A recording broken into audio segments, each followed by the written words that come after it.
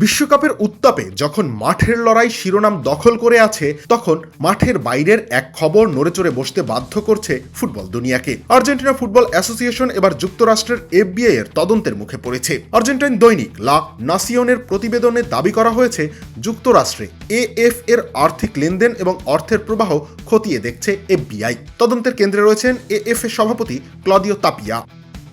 অভিযোগ, অর্থ পাচারের একটা নেটওয়ার্কের মাধ্যমে যুক্তরাষ্ট্রে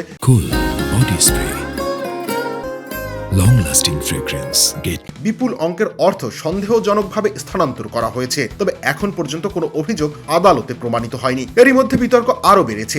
বিশ্বকাপের শেষ 16 ম্যাচে মিশরের বিপক্ষে আর্জেন্টিনার জয়ের পর একাধিক রেফারিং সিদ্ধান্ত নিয়ে প্রশ্ন উঠেছে ফুটবল মহলে। সেই আলোচনার মাঝেই সামনে এলো এই নতুন তদন্ত।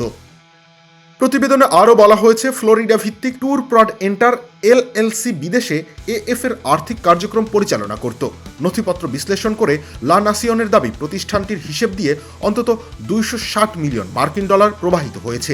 এর মধ্যে প্রায় 57 মিলিয়ন ডলার এমন কিছু ব্যক্তি ও প্রতিষ্ঠানের কাছে গেছে যাদের লেনদেনের অর্থনৈতিক ভিত্তি স্পষ্ট নয়। কিছু প্রতিষ্ঠানের কোনো দৃশ্যমান সেবার তথ্য পাওয়া যায়নি।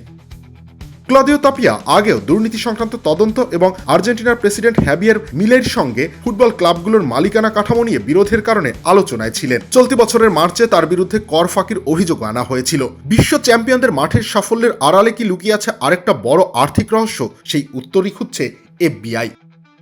রবিউল ইসলাম রানী, খেলা ৭১।